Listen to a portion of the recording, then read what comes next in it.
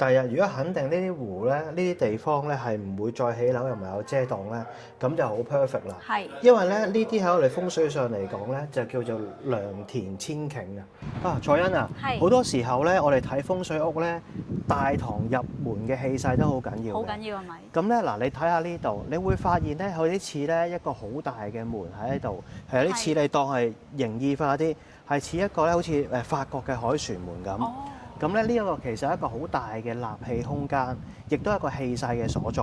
冇錯，我覺得佢好有氣派啊！呢個大門好有氣派嘅。咁呢個氣派咧，亦都會引申係呢幾棟嘅小型嘅，譬如一個小屋苑啦、小嘅分區啊。咁呢一個門口咧，都會好影響呢個住宅嘅風水。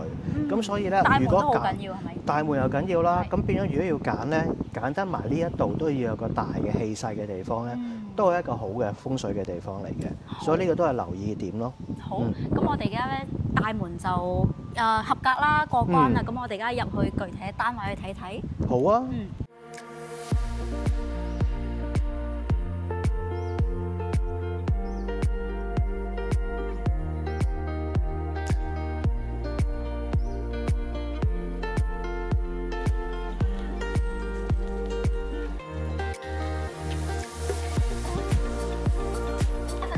呢度就係咧我家姐想要嗰間屋啊，就係呢度。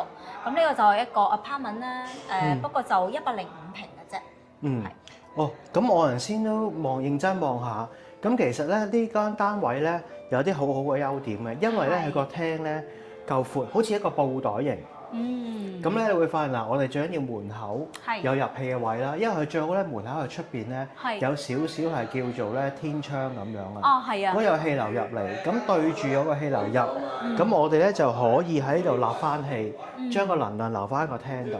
咁呢個變咗呢個單位呢個積咧本身有佢天生嘅優勢喺度，咁啊儲咗呢個能量。咁同埋咧，佢呢一個單位咧，我頭先都細心有望過下。係。咁咧，佢嗰個戶型咧都較為適合一般你哋家庭。咁尤其小朋友唔多，咁啊大概3房度啦，但有2個洗手間。係。咁就叫做麻雀區雖少啦，但五臟俱全，都幾好嘅。咁另外咧，頭先咧，我哋一定要講講呢個湖景啊。呢個湖景係必須要講㗎，超靚，咁樣成個窗咧望出去好似一幅畫咁。嗱，咁個湖景咧最緊要咧就係第日如果肯定呢啲湖咧，呢啲地方咧係唔會再起樓又唔係有遮擋咧，咁就好 perfect 啦。係。因為咧呢啲喺我哋風水上嚟講咧，就叫做良田千頃啊。即係意思咧，住喺呢度人咧就會容易啲喺田宅上邊，又或者喺屋宇上邊咧，容易得到財富，或者咧可以累積到好多財富，買好多嘅物業咁樣。原來係咁嘅。係啊，呢個單位都好理想啊。其實佢個景咧好靚，我冇諗到係原來佢風水咁好啊都。係啊，佢個積形好好啊，畫得。好，咁我哋要唔要睇下啲房啊？好啊。好。佢呢個房啊，做咗間茶室喎。都 OK 㗎嗬。OK，冇問題啊。咁睇下你夠用就得㗎啦。同埋佢啲房望到仲可以望到個湖，係咪會都係好好啊？係啊，你望到湖咧，基本上有水嘅地方咧，至於水係活水，咁咧就會有一個好嘅風水能量喺度。